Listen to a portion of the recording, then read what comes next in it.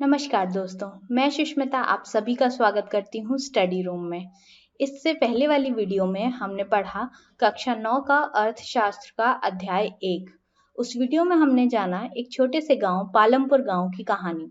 हमने ये देखा कि वहाँ पे कौन कौन सी क्रियाएं होती हैं, जैसे कि कृषि और गैर कृषि क्रियाएं।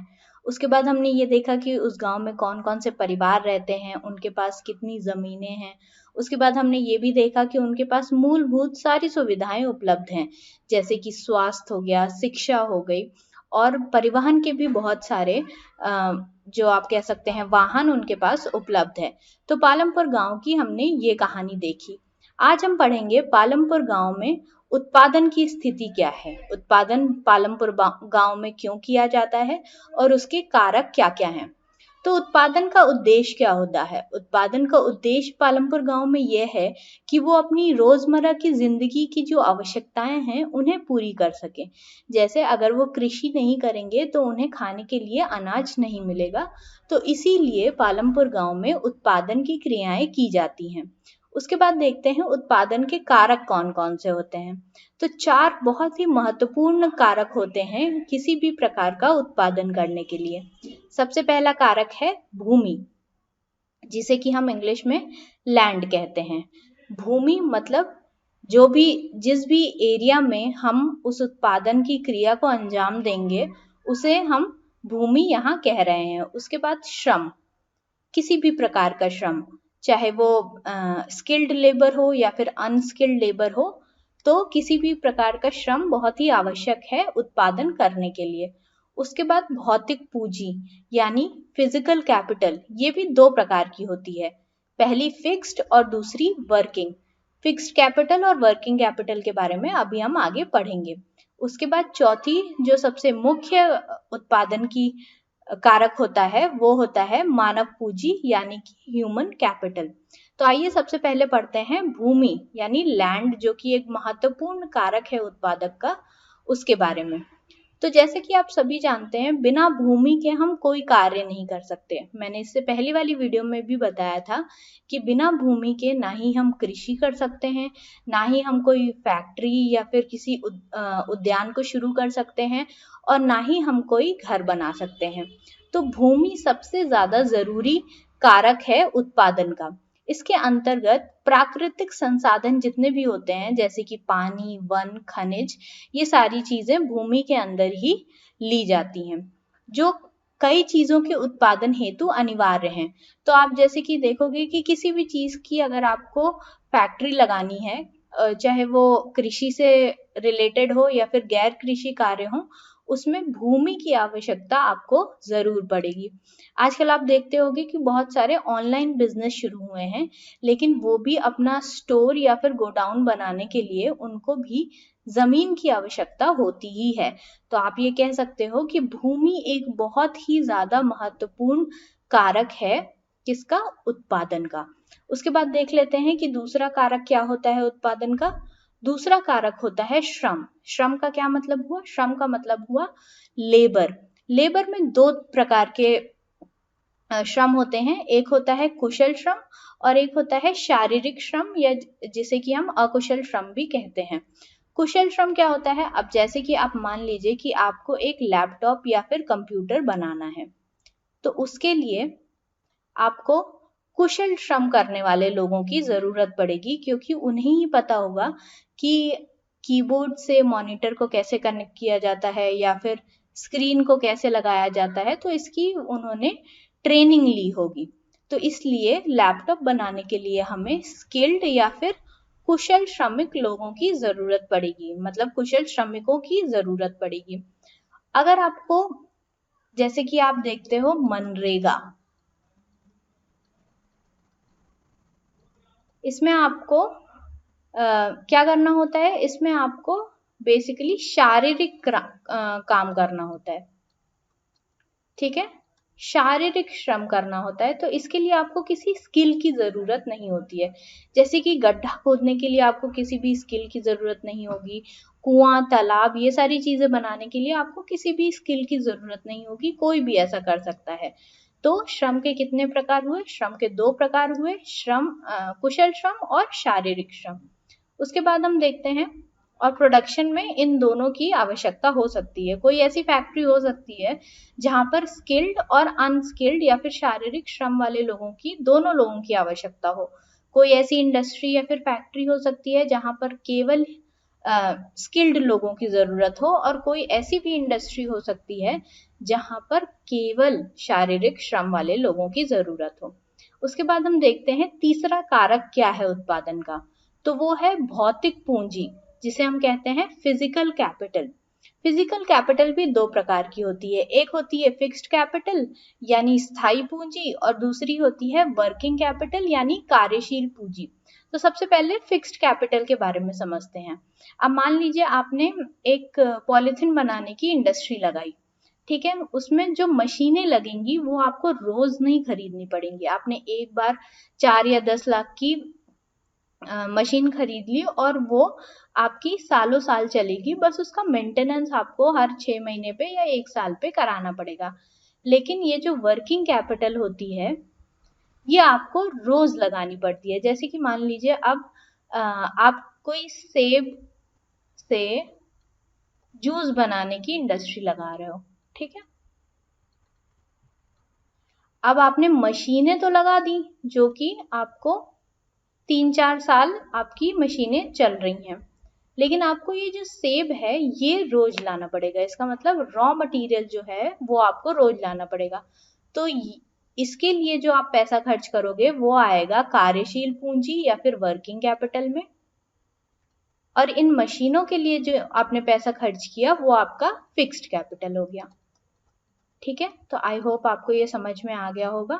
उसके बाद हम तो ये हमारी 4 कारक थे। उसके बाद आते हैं हम ह्यूमन कैपिटल यानी मानव पूंजी पे। तो ये जो कारक होता है ये सबसे ज्यादा इंपॉर्टेंट होता है, क्योंकि कृषि से लेकर के किसी भी बड़ी इंडस्ट्री तक जो सारी चीजें खड़ी करने की बात होती है वो मानव पूंजी से ही होता है। मानव पूंजी खेती भी करती है, मानव पूंजी लैपटॉप भी बनाती है, वो एक फैक्ट्री में एप्पल से जूस भी बनाएगी। तो मानव पूंजी सबसे ज्यादा इम्पोर्टेंट या कह सकते हो आप आवश्यक होती है। जैसा कि आप यहाँ देख सकते हो, कृषि से लेकर कृत्रिम बुद्धि यानी आर्टिफिशियल इंटेलिजेंस तक सब मानव पूंजी की ही देन है, या कह सकते हैं कि ये उसकी उपज है। मतलब मानव के दिमाग ने ही आर्टिफिशियल इंटेलिजेंस या फिर आप कह सकते हो खेती तक से लेकर के आर्टिफिशियल इंटेलिजेंस या फिर कृत्रिम बुद्धि तक का आविष्कार किया है, या फिर उसके दिमाग की ही ये सारी उपज है। तो हम कह सकते हैं कि मानव पूंजी सबसे ज्यादा आवश्यक होती है। तो हमने क्या क्या पढ़ा, कौन कौन से कारक होते हैं उत्पादन के, तो आइए एक बार रिवाइज कर लेते हैं। तो सबसे पहला कारक होता है भूमि, दूसरा कारक होता है श्रम, ये 2 प्रकार का होता है, कुशल श्रम और शारीरिक श्रम। उसके बाद आते हैं हम भौतिक पूंजी यानी फिजिकल कैपिटल पे, जो कि 2 प्रकार की होती है, स्थायी पूंजी और कार्यशील पूंजी। उसके बाद आते हैं हम मानव पूंजी पर। तो ये थे हमारे 4 उत्पादन के कारक। उसके बाद हम ये देखते हैं कि पालमपुर में खेती किस प्रकार से की जाती है। अब जैसे कि आप जानते हैं पालमपुर में करीबन 75% जो लोग हैं उनकी जीविका खेती पर ही निर्भर है, और ज्यादातर भारत के गांव में ऐसा ही होता है कि जो किसान होते हैं वो खेती पर ही निर्भर होते हैं, और जो बाकी बचे लोग होते हैं वो या तो कृषि श्रमिक होते हैं या तो कोई अपनी स्मॉल स्केल इंडस्ट्री लगा लेते हैं, जैसे कि कुम्हार हो गया या फिर लोहे का कोई काम कर रहा है तो लुहार बोलते हैं उसे। तो किसानों के हित के लिए जो खेतों में उत्पादन है वो अच्छा होना चाहिए। अगर उनका उत्पादन अच्छा नहीं होगा तो वो अपना पेट नहीं भर पाएंगे, और बाकी जो बचा हुआ है उसको वो जाकर के बाजारों में बेच नहीं पाएंगे। तो इसलिए गांव में जो खेती होती है वो बहुत ही ज्यादा इम्पोर्टेंट हो जाती है या आवश्यक हो जाती है, आप ऐसा कह सकते हो। तो जो फसल का उत्पादन है वो बहुत ही आवश्यक होता है हर गांव में, और पालमपुर गांव में भी ऐसा ही है। उसके बाद हम ये देखते हैं कि क्या क्या कठिनाइयां आती हैं खेती करने में। तो तो सबसे पहली चीज तो ये है कि जो भूमि होती है या तो जो लैंड होती है वो स्थिर होती है। मतलब आपके पास 1 हेक्टेयर या फिर मान लीजिए 5 हेक्टेयर लैंड है या 5 हेक्टेयर भूमि है, तो वो दूसरे साल भी आपके पास 5 हेक्टेयर ही रहेगी। ठीक है, और आप उस पे उतनी ही फसल बो पाओगे जितना आपने पहले साल बोया था, उतनी ही फसल आप दूसरे साल भी उस पे बो पाओगे। तो सबसे बड़ा जो कठिनाई होता है वो यही होता है कि भूमि जो उनके पास होती है वो फिक्स्ड होती है या फिर स्थिर होती है। और गांव में कुछ बंजर भूमियां भी होती हैं जिनको कि कृषि योग्य भूमि में बदला जाता है, लेकिन उसके लिए भी बहुत सारे रिसोर्सेज की जरूरत होती है जो कि गांव में अवेलेबल नहीं होते हैं, या फिर थोड़े थोड़े दिनों में कुछ कुछ हिस्सा जो होता है बंजर जमीन का उसे उपजाऊ जमीन में कन्वर्ट किया जाता है, लेकिन उतना ये आप कह सकते हो कि उतना फल नहीं देता है। तो इसलिए हम ये कह सकते हैं कि पालमपुर में 1960 में जितनी जमीन थी वो अभी भी उतनी ही है, थोड़ा इधर उधर बदलाव हुआ है, ज्यादा बदलाव नहीं हुआ है। तो सबसे बड़ी समस्या क्या हुई, भूमि एक स्थिर कारक है प्रोडक्शन का। उसके बाद हम देखते हैं एक प्रश्न। तो जैसे कि भूमि को मापने के लिए हेक्टेयर एक इकाई होती है, बहुत सारे गांवों में बीघा या फिर गुंठा जैसी इकाइयां भी यूज या इस्तेमाल की जाती हैं। तो आपको ये बताना है कि आप जिस क्षेत्र में रहते हो या आप जिस गांव में रहते हो वहां पर क्षेत्रफल जो है वो किस इकाई में नापा जाता है। ठीक है, तो आपको ये पता लगाना है। हम अगली क्लास में ये डिस्कस करेंगे कि कौन कौन सी इकाइयां गांव में यूज होती हैं और आपकी जो क्षेत्रफल है उसकी स्थानीय इकाई क्या है। उसके बाद हम ये देख लेते हैं कि भूमि की पैदावार जो है उसको हम बढ़ा कैसे सकते हैं। तो 1960 या फिर जब से देश आजाद हुआ है तब से आज तक आपने एक नाम सुना होगा ग्रीन रेवोल्यूशन का, या फिर जिसे हम हरित क्रांति भी कहते हैं। इस शब्द ने बहुत से किसानों की जिंदगी बदल दी है और हम ये देखेंगे कि जो पैदावार है उसको हम अधिक करने के लिए क्या क्या तरीके इस्तेमाल कर सकते हैं। तो जैसा कि हमने ये देखा कि पालमपुर गांव में जो भूमि है वो बहुत ही सीमित है, इसके लिए हमें बहुत सारे ऐसे तरीके निकालने पड़ेंगे जिसकी मदद से पालमपुर की आबादी की जरूरतें सारी पूरी हो सके और जो पैदावार है वो अधिक हो सके, ताकि वो उसे बाजार में बेच करके अपना आगे का गुजारा भी कर सकें, वो केवल कृषि पर निर्भर ना रहें। तो आइए देखते हैं उसके लिए कौन कौन से तरीके हैं। तो सबसे पहला तरीका है मल्टी क्रॉपिंग, यानी कि बहुविध फसल प्रणाली। इसमें क्या होता है, इसमें एक साल में आप एक ही जमीन पर एक के बाद दूसरी फसल आप उगा सकते हो। तो जैसा कि यहाँ पर लिखा है कि एक वर्ष में किसी भूमि पर एक से ज्यादा फसल पैदा करने को बहुविध फसल प्रणाली कहते हैं। तो जैसे कि आपके पास 1 हेक्टेयर जमीन का टुकड़ा है, तो उसमें मान लीजिए आपने रबी की फसल रबी के सीजन में उगाई और उसके बाद खरीफ की फसल उगा दी।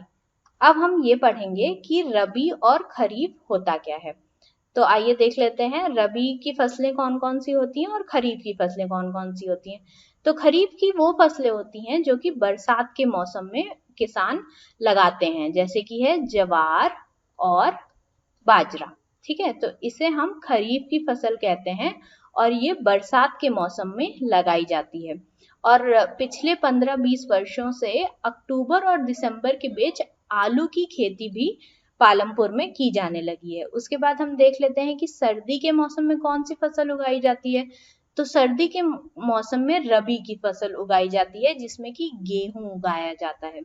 तो उत्पादित गेहूं से अपना भरण पोषण करते हैं पालमपुर के लोग, और बाकी जो शेष यानी सरप्लस बचता है उसको किसान रायगंज की मंडी में बेच देते हैं ताकि उनके पास आगे आने वाले दिनों के लिए भी पैसे हो जाएं।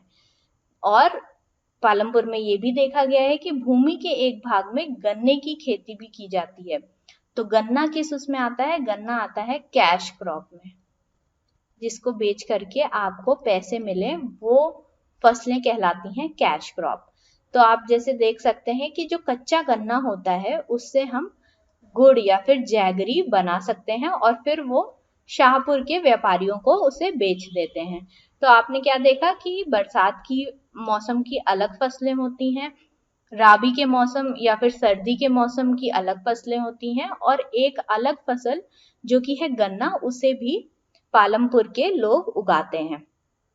उसके बाद हम ये देख लेते हैं कि और क्या क्या चीजें करी जा सकती हैं पैदावार बढ़ाने के लिए।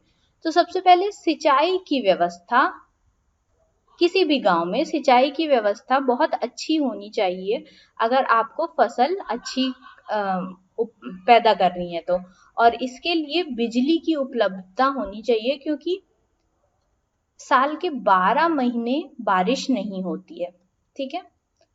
तो आपको ट्यूबवेल से पानी निकालना होता है और इसके लिए आपको बिजली की आवश्यकता होती है। तो सिंचाई के लिए बिजली की आवश्यकता होना सबसे ज्यादा जरूरी है। और रहट भी गांव में यूज किया जाता है, अभी तो नहीं, पहले यूज किया जाता था। पहले इन्हें बैलों की मदद से खींचा जाता था। आपने ऐसा एक देखा होगा कि ऐसे कुआं होता था, पहले कुआं खोदा जाता था, उसके बाद उस पर रहट लगाई जाती थी, ठीक है। ये कुआं हो गया, माफ कीजिएगा मेरी ड्राइंग अच्छी नहीं है। ऐसे एक रहट लगाई जाती थी और यहाँ पे ऐसे कप नुमा शेप के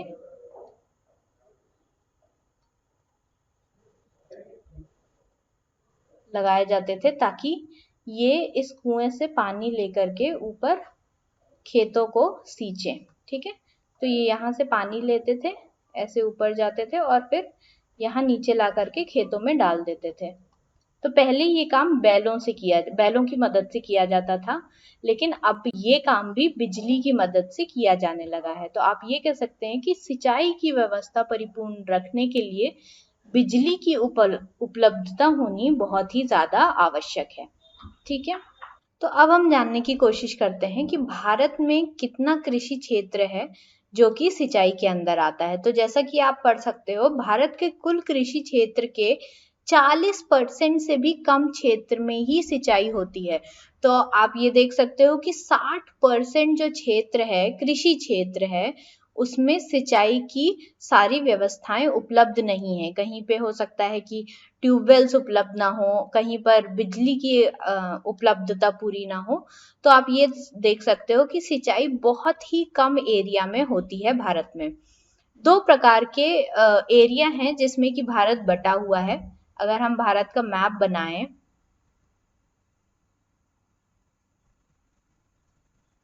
थोड़ा रफ मैप है ये, अगर हम भारत का मैप बनाएं तो आप ये देख सकते हो कि ये जो एरिया है ये रिवराइन प्लेन्स है, यानी नदीय मैदान है। यहाँ से बहुत सारी नदियां निकलती हैं। आप यहाँ पर भी थोड़ी सी नदियां देख सकते हो जो कि मध्य प्रदेश या फिर अमरकंटक प्लेट्यू से होकर के गुजरती हैं।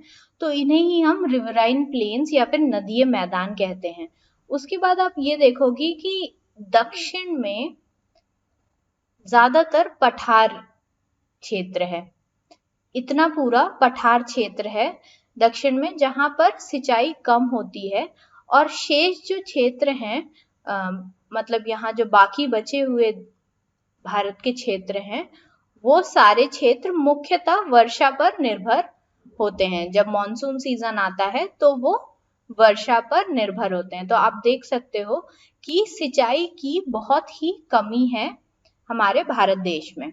उसके बाद एक प्रश्न का जवाब देख लेते हैं, क्यों सिंचाई के अंतर्गत आने वाले क्षेत्र को बढ़ाना आवश्यक है? देश को सिंचाई के निम्न स्तर की वजह से जिन समस्याओं को झेलना पड़ रहा है उन पर विचार कीजिए। तो सबसे पहला ये प्रश्न देखते हैं कि सिंचाई के अंतर्गत ज्यादा क्षेत्रों को लाना आवश्यक क्यों है? क्यों आवश्यक है? क्योंकि बिना सिंचाई के हम अपना उत्पादन नहीं बढ़ा सकते, ठीक है। अगर हमारा उत्पादन कम होगा तो ज्यादा लोग भुखमरी से मरेंगे और वो अपनी फैमिली या फिर अपने परिवार की देखभाल अच्छे से नहीं कर पाएंगे। तो इसलिए हमें जो सिंचाई के अंतर्गत क्षेत्र है उसको बढ़ाना जरूरी है। उसके बाद हम ये देखते हैं कि देश को सिंचाई के निम्न स्तर की वजह से जिन समस्याओं को झेलना पड़ रहा है उन पर विचार करते हैं। तो सबसे पहला जो समस्या है निम्न स्तर की सिंचाई की वजह से, वो है भुखमरी।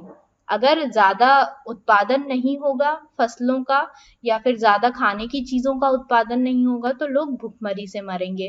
दूसरी चीज है गरीबी। जब अगर हमारे पास शेष चीजें बचती हैं तो उसको बेच करके हमें पैसा मिलता है या फिर किसानों को पैसा मिलता है, तो वो चीज अगर हमारे पास उतना उत्पादन ही नहीं है तो हम बाजारों में बेच नहीं पाएंगे, जिसकी वजह से गरीब रह जाते हैं किसान। तो ये दोनों मुख्य समस्याएं हैं। अगर आपके विचार से और भी कोई समस्याएं आए तो मुझे जरूर बताइएगा। उसके बाद आते हैं अब हम ये देखेंगे कि उसी भूमि में जितनी भूमि हमारे पास है उसमें हम अधिक पैदावार कैसे करें। तो जैसा कि हम आधुनिक कृषि विधियों को यूज कर सकते हैं। साइंस ने हमारी बहुत ही मदद की है कृषि के क्षेत्र को उतना ही रखते हुए उसके उत्पादन को बढ़ाने में। ठीक है, तो सबसे पहले हम मॉडर्न फार्मिंग मेथड्स का इस्तेमाल कर सकते हैं। उसमें सबसे पहला मेथड जो होता है वो है पारंपरिक या फिर ट्रेडिशनल बीजों को छोड़कर हाई यील्ड वैरायटी बीजों को यूज करना। ठीक है, हाई यील्ड वैरायटी के ये जो ट्रेडिशनल या फिर पारंपरिक बीज होते हैं इनमें सिंचाई तो कम लगती है, कम सिंचाई की आवश्यकता होती है, लेकिन इनकी उपज भी कम होती है। लेकिन ये हाई यील्ड वैरायटी सीड्स जो होते हैं इनमें पेस्ट भी कम लगते हैं, जैसे कि आप कह सकते हो कीड़े मकोड़े भी कम लगते हैं। इनमें सिंचाई की आवश्यकता होती है लेकिन इनकी पैदावार भी बहुत ज्यादा होती है। तो हम पारंपरिक बीजों को छोड़ करके क्या यूज कर सकते हैं, हाई यील्ड वैरायटी सीड्स। ठीक है, और ये हाई यील्ड वैरायटी सीड्स हमारे पास कहाँ से आए, ये हमारे पास आए हरित क्रांति के बाद। ठीक, तो हरित क्रांति का हमने एक फायदा देखा। उसके बाद हम और क्या कर सकते हैं, पहले हम काऊ डंग यानी गोबर का इस्तेमाल करते थे, जिसको कि हम प्राकृतिक खाद के रूप में इस्तेमाल करते थे। लेकिन हरित क्रांति आने के बाद हम NPK फर्टिलाइजर्स का इस्तेमाल करने लगे, नाइट्रोजन, फॉस्फोरस और पोटेशियम। ठीक है, नाइट्रोजन, फॉस्फोरस और पोटेशियम।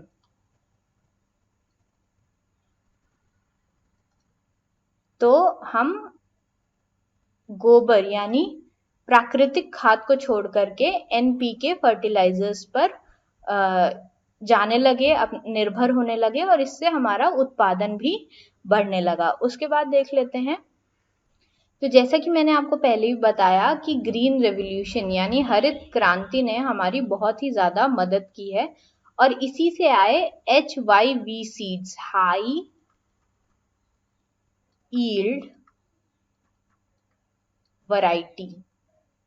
ठीक है, तो इसका फुल फॉर्म आप याद रखिएगा, HYV सीड्स होता है हाई यील्ड वैरायटी। तो हरित क्रांति की शुरुआत से HYV बीजों को गेहूं तथा चावल के खेती में उपयोग किया जाता है। तो ये भी पूछा जाता है कभी कभार कि कौन से फसलों की खेती में, कई बार हमसे ये भी पूछा जाता है कि कौन से फसलों की खेती में इसका यूज या फिर उपयोग होता है, तो गेहूं और चावल। ठीक है, तो इन दोनों फसलों को आप याद रखेंगे, इसमें HYV सीड्स का इस्तेमाल होता है, और जिससे कि अधिक अनाज पैदा किया जा सकता है उतनी ही भूमि पर। ठीक है, उसके बाद हम रासायनिक खाद का या फिर केमिकल फर्टिलाइजर्स का भी उपयोग करने लगे और कीटनाशकों का भी उपयोग करने लगे हरित क्रांति के बाद। उसके बाद देखते हैं और क्या क्या हमारे हरित क्रांति के बाद चेंजेस आए हैं। तो पालमपुर में जो विशेष चेंज आया है वो है कि गेहूं की उपज 1300 किलोग्राम प्रति हेक्टेयर होती थी पहले, जो कि अब 3200 किलोग्राम प्रति हेक्टेयर तक पहुंच गई है और अब इसे बाजार में बेच करके किसानों को पैसा भी मिलता है और गेहूं की मात्रा इस HYV सीड से बढ़ाई गई है, जिसको कि बाजार में बेचकर किसान अपने आगे की जरूरतें भी पूरी करते हैं। उसके बाद हम ये देख लेते हैं कि और क्या क्या तरीके हैं जो कि हरित क्रांति के बाद आए हैं। तो सबसे पहले खाद्य सुरक्षा हो गई, मतलब फूड सिक्योरिटी मिल गई। ठीक है, अब कीट की वजह से फसलें खराब नहीं होती थी, तो हमें श्योरिटी मिल गई कि हमारी फसल होगी और हम इसको बेच करके पैसा कमा पाएंगे या फिर उस फसल का इस्तेमाल हम अपने खाने में कर पाएंगे। तो इससे फूड सिक्योरिटी आई। उत्पादन जो है वो दुगना हो गया। किसी जैसे कि गेहूं और चावल की अगर हम बात करें तो उसका उत्पादन दुगना हो गया। रोजगार सृजन, मतलब क्या हुआ इसका कि एम्प्लॉयमेंट जनरेशन हुआ। कैसे एम्प्लॉयमेंट जनरेशन हुआ? अब जैसे कि जितने भी खेत थे उसमें अगर ज्यादा उपज हो रही है तो हमें ज्यादा श्रमिकों की जरूरत पड़ेगी उस उपज को काटने के लिए, उसको बाजार तक पहुंचाने के लिए। तो इससे क्या हुआ? रोजगार सृजन हुआ। उसके बाद बिजली उपशमन, बिजली की भी जरूरतें पूरी हुई और जो प्रोडक्शन है वो भी बहुत बढ़ा। तो हरित क्रांति के हमने पंजाब, हरियाणा और पश्चिमी उत्तर प्रदेश में ये सारे फायदे देखे हैं। और इसके बाद किसानों ने जुताई, कटाई और ये सब करने हेतु बड़ी बड़ी मशीनें जैसे ट्रैक्टर और फसल गहाने के लिए थ्रेशर तक खरीद लिया है हरित क्रांति के बाद। ठीक है, तो आप ये देख रहे हैं कि हरित क्रांति के बाद खेती करने में कितना ज्यादा बड़ा बदलाव आया है। तो जैसा कि हम सभी जानते हैं कि हर चीज के सिर्फ फायदे नहीं होते, कुछ नुकसान या फिर कमियां भी होती हैं।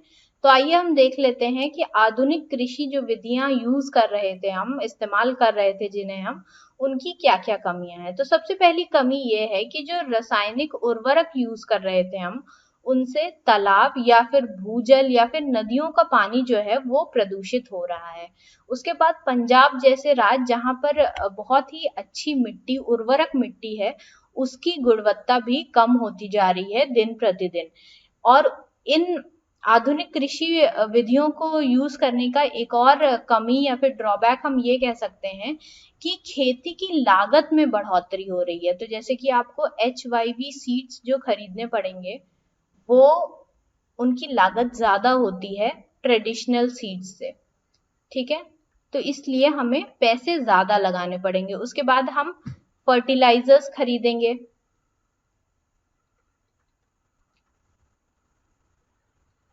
तो इसमें भी हमें पैसे लगाने पड़ेंगे। इससे पहले हम गोबर का इस्तेमाल कर लेते थे तो उसमें पैसे नहीं लगते थे। तो आप ये कह सकते हैं कि खेती की लागत में भी बढ़ोतरी हो रही है।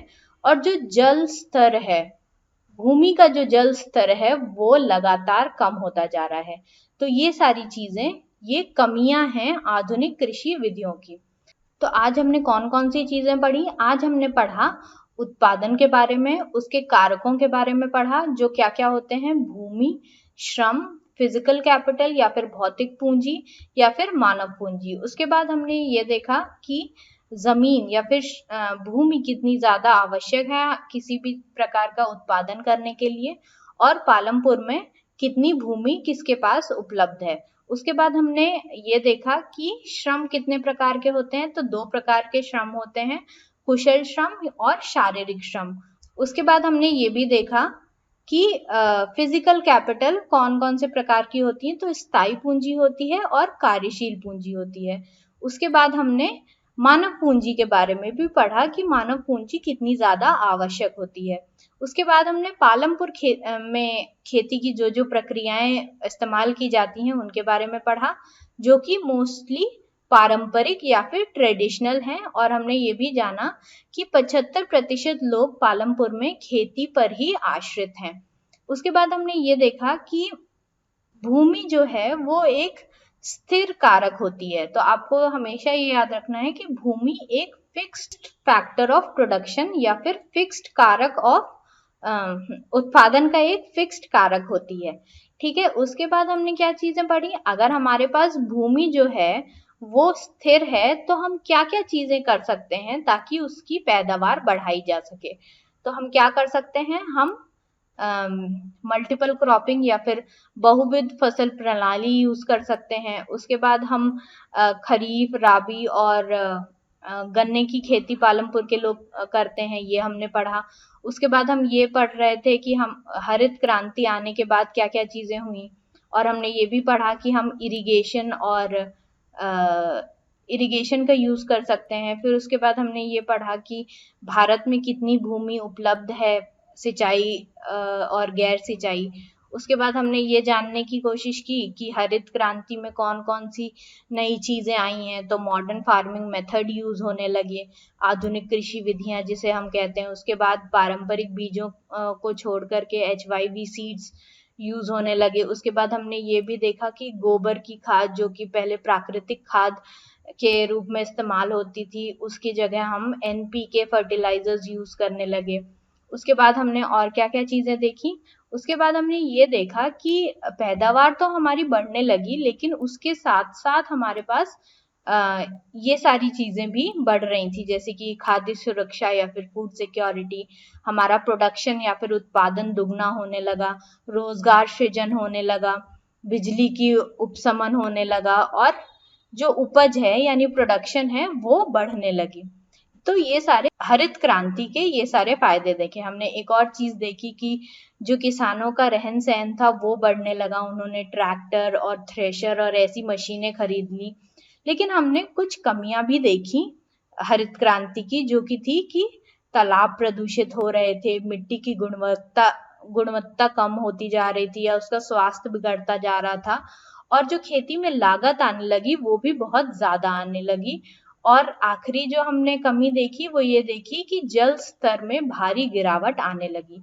तो हमने क्या पढ़ा, हमने ये देखा कि हरित क्रांति से जितने फायदे हुए हैं उतने ही या फिर उससे कम आप कह सकते हो नुकसान हुए हैं। तो हमने ये सीखा कि किसी भी चीज के जो फायदे हैं और जो नुकसान है, हमें उन दोनों को लेकर के खेती में उपयोग करना चाहिए और उत्पादन बढ़ाना चाहिए। और हमने ये देखा कि पालमपुर में किस प्रकार की खेती हो रही है, और आगे हम ये देखेंगे कि पालमपुर में जो खेती होती है उसमें और क्या क्या चीजें अलग होती हैं। तो आज की वीडियो के लिए बस इतना ही। Thank you so much.